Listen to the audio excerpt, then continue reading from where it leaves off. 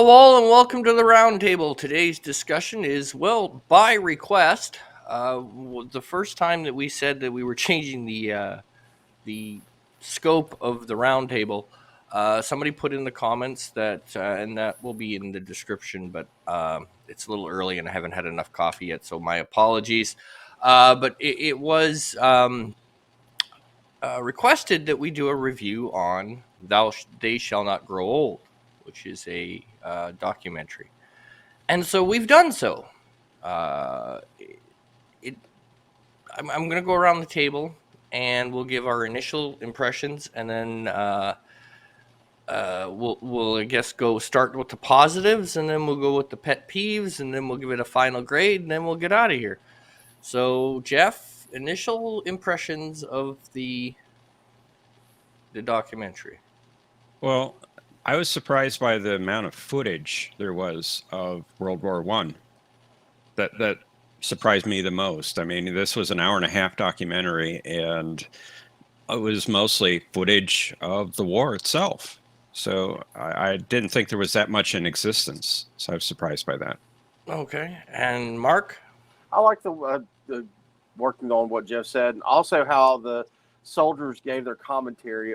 The it was Their stories were not what I was expecting, but it felt right.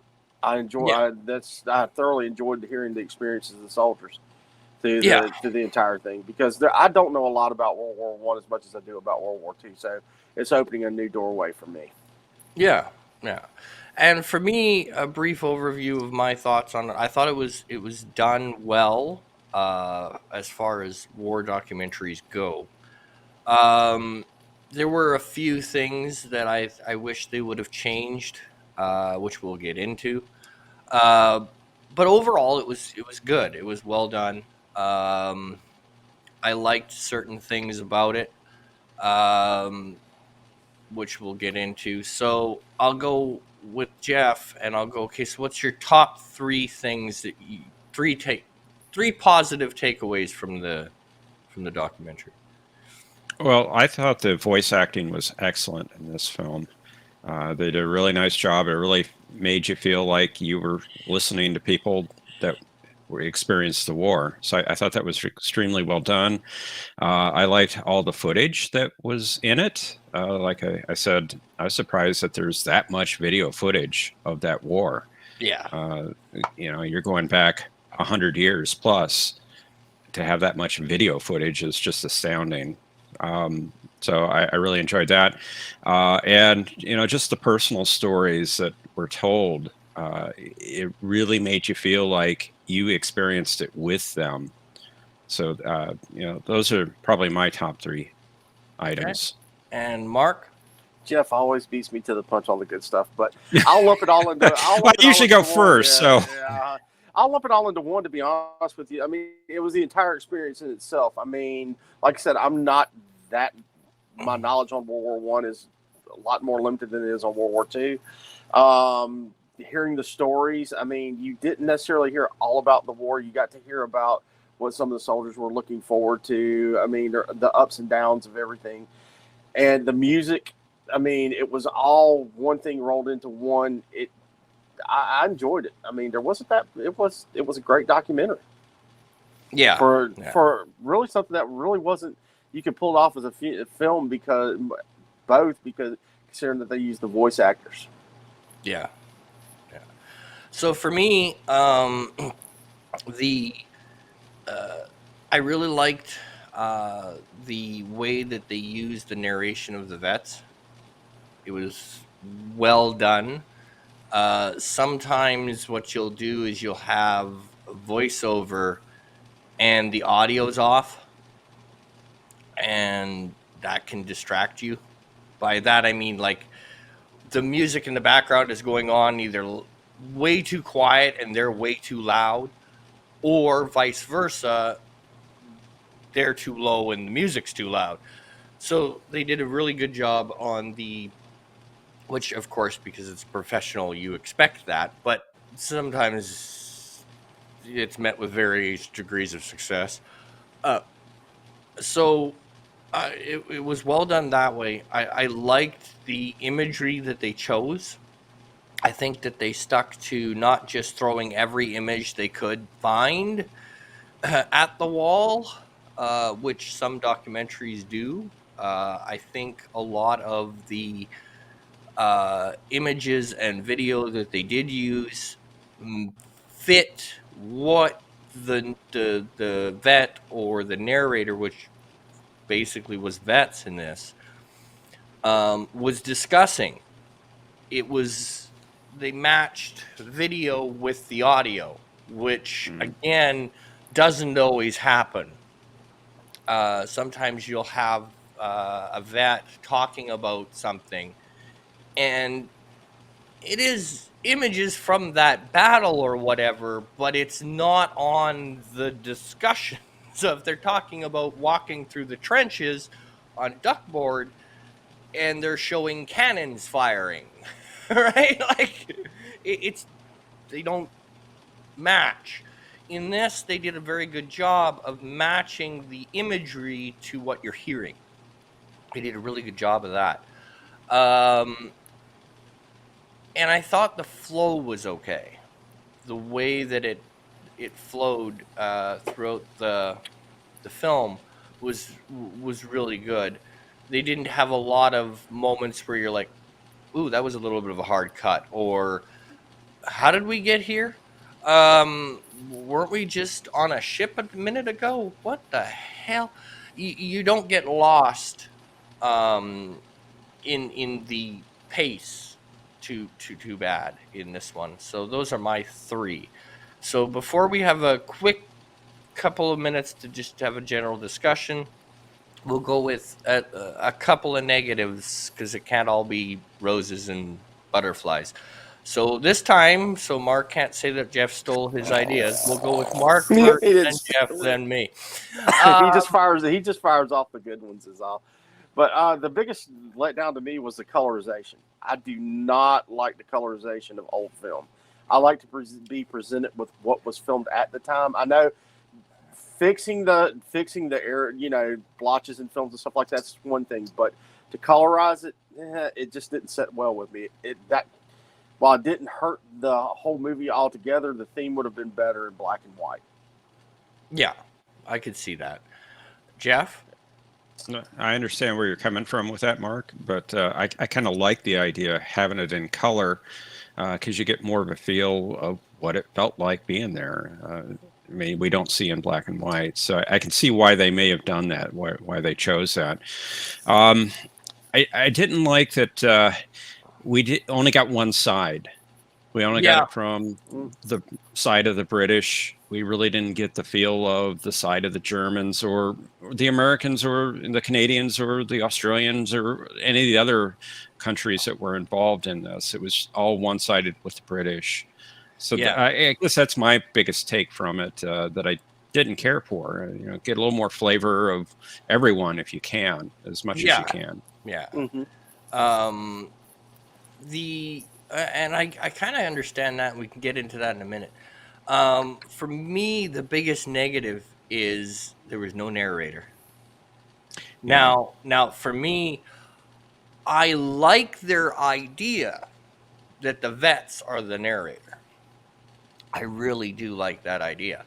However, I found that at certain points, if you had another guy, like another person voicing and doing the transition from one thought to the next, it could have been a little better, because in this you just go vet to vet to vet to vet to vet, and as good as that is, and it is actually rare. Normally you have a whole bunch of narrator and not enough vet. Well, in this way they flipped the script and it was no narrator and all vet. Which is good, but you could have used that person to just set the scene, so they maybe have 3 or 4 lines here and there, right? To me, I think that would have enhanced the presentation. I get what they were going for, and I commend them for it because it's not done a lot. You don't get a lot of vet heavy documentaries. You get a lot more of, they'll take 3 seconds of a conversation from a vet, and that becomes the quote, and then you missed what he said over here and over here that explains what he said here.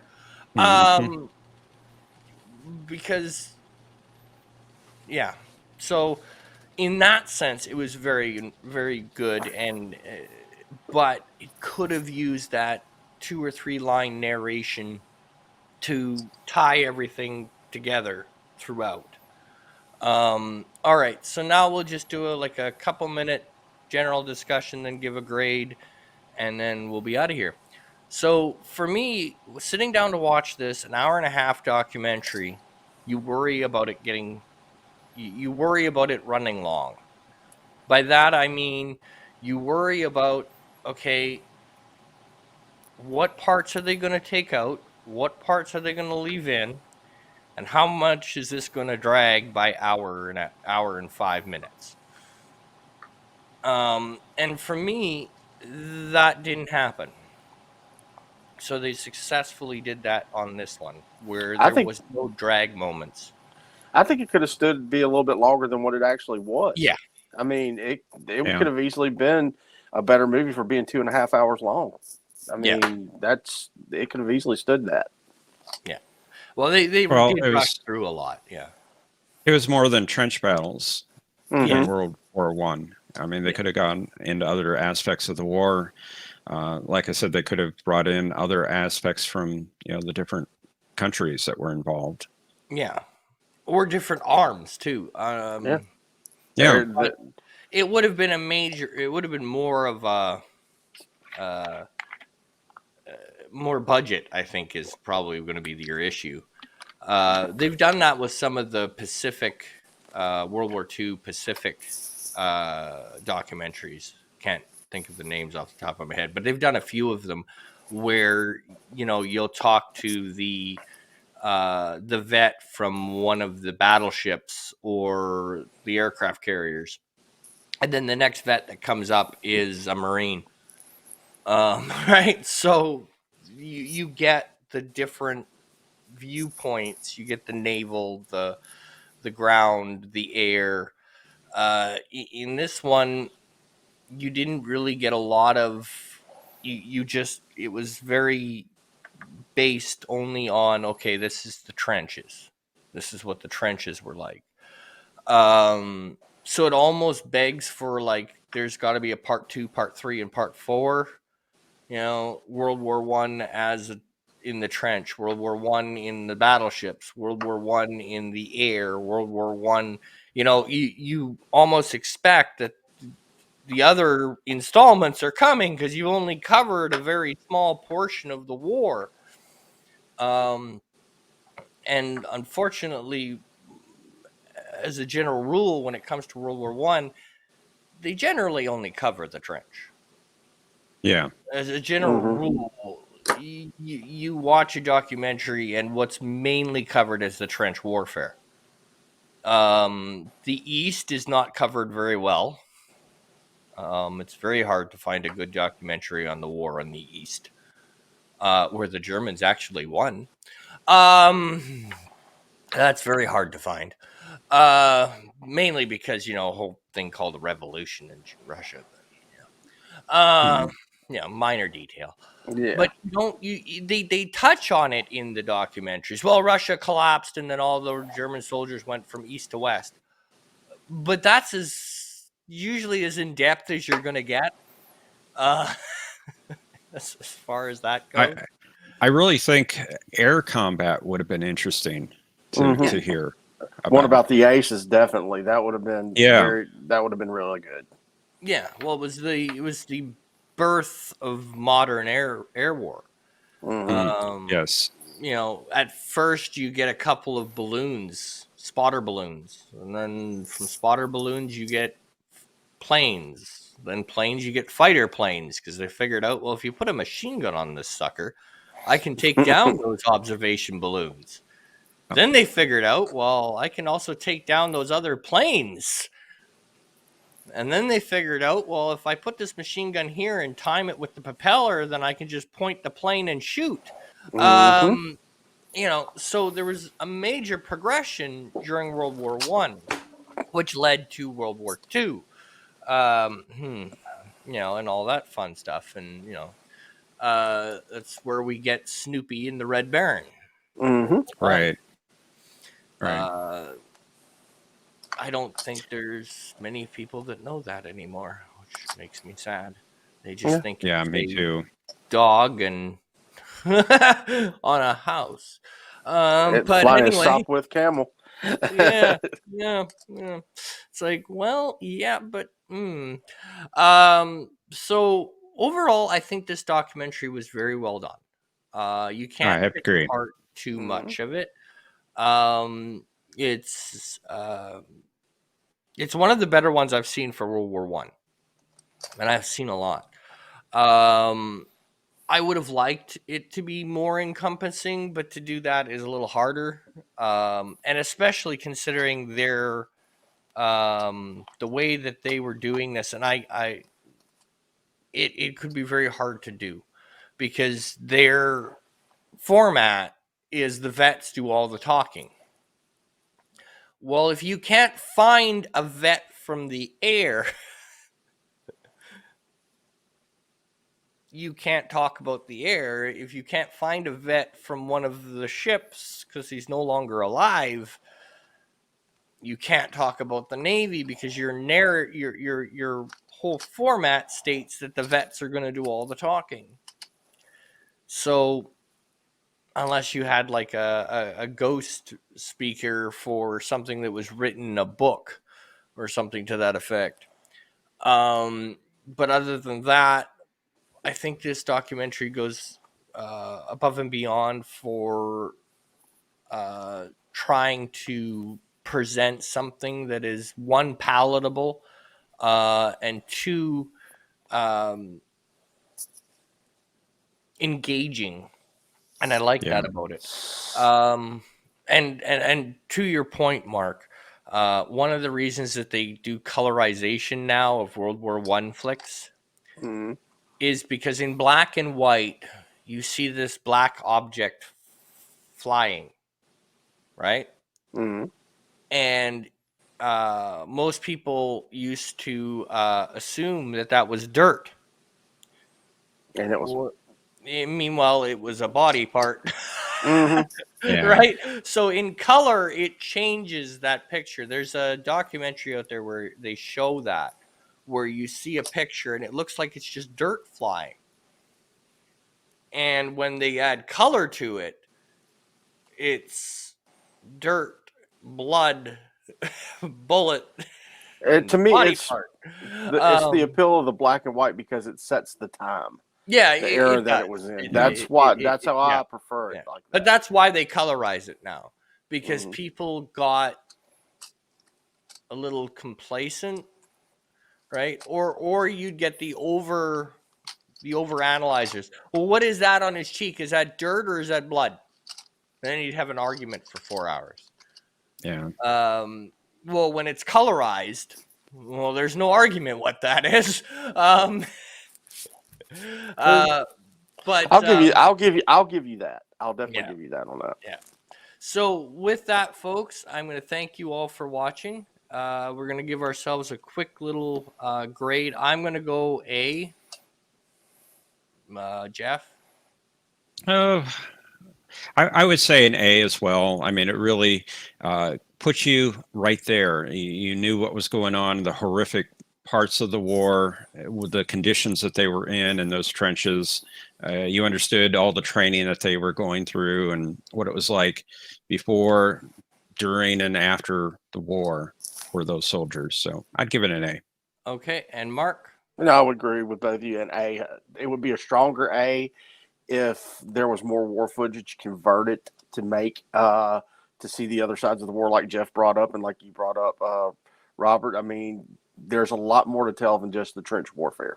Yeah, there is. And I can understand why it was done, more than likely from Remembrance Day for the British, Yeah. consider the atrocities that they went through during the trench warfare. But there's also other sides to the story as well.